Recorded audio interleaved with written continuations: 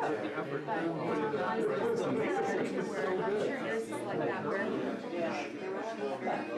can see it, it's not working.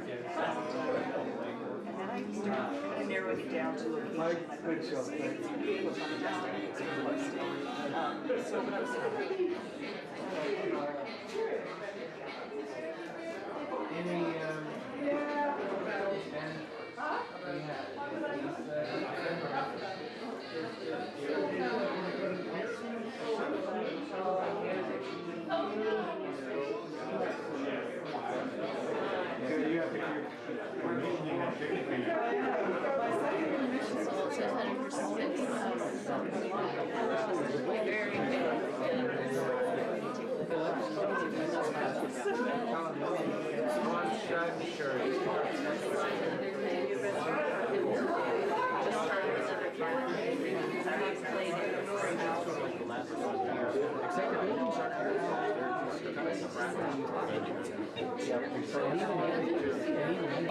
Welcome to Michael Lewis's show, Striking Oil, at Dale's Gallery in Chinatown, running till February 26th, 2014, in case you're watching this in the future. This is a show that my lovely wife Denise and I curated of Michael Lewis's work. It's a bit of a retrospective. We missed the 90s, like everyone should. And Michael Lewis has been a fixture, I'll say fixture, in Victoria painting for as long as I've been in arts in Victoria. And I think that everyone needs to be exposed to Michael's work. So this is there's a few works from the 90s, a lot from more recent paintings. There's one that's very recent. Yeah, that's the one that was on the poster. That's Lucy, the chicken painting. So that was the last thing that came off the easel. Yes. And Striking Oil, that was, we needed to talk about the name. And yeah, well, like I was saying, I didn't have, because I love puns. All my Facebook friends know that I can drive them crazy with puns. And so when I was trying to think of a title for the show, I wrote down 5 different ones, none of which I can remember at this point.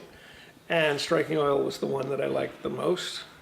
So it sort of had the double meaning of hopefully the paintings are striking oil paintings, or striking oil as in striking it rich, or what you're looking for coming through. So that's where the title came from. But the show really came from Gary and Denise. They approached me, asked me if I'd like to do it, and when I got through grinning, I said yes. And they put it together. Denise has done the prints, the cards. I've never had such a nice looking show, and it was all their efforts. And it was Denise's idea too to do the little blurbs on the paintings. And at first I went sort of like, well, I don't know, paintings should speak for themselves. I don't know if an artist needs to. And then it became really fun to do it. So I've really enjoyed, and people seem to enjoy.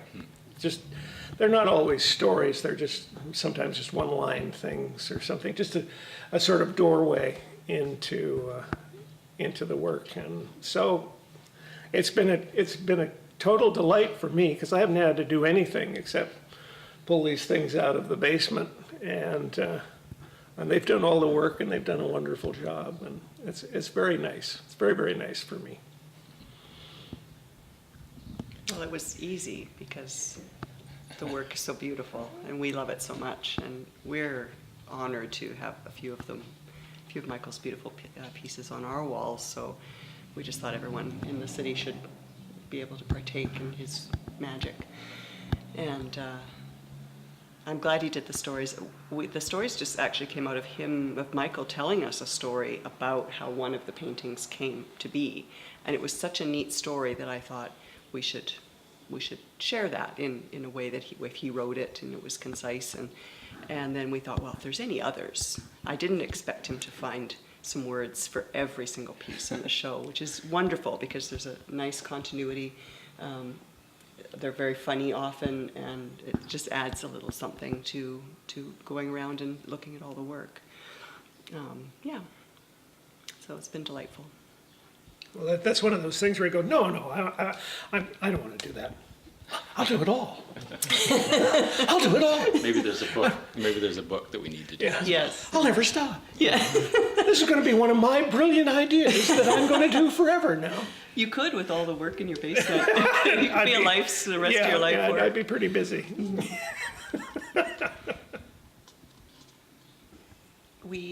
How many are there? 24? I think there's 20. 20. Or is I thought there was 22. Oh, 22. There's 20 some odd paintings in the show. Well done. And Michael, initially when we first met with him in his studio, he had done an initial pull-out of the ones that he thought were best, including most of the most recent ones he'd done. So from there, and then we sort of cornered him in the storage room of his studio and started going through what we could reach of those and found a few more. And I think there's a nice continuity of color and theme. And of course, this beautiful gallery, Dale's Gallery, is the best place to show them all. Yeah. Mm-hmm. So thank you, Ali, for allowing us to do this show. Yeah, it's a marvelous little gallery, and it's been kind of interesting because I know when people have come in that I know, and have come in and said, I've never been in here.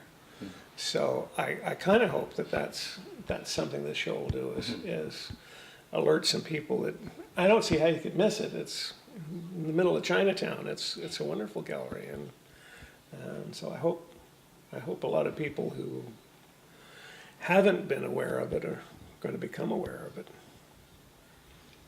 Actually, yeah, it was something that we were commenting on the other day, was how the paintings looked great on the brick and in the old. This feels like old Victoria to me. This feels like the way the Victoria art scene used to be. So it's I think the work.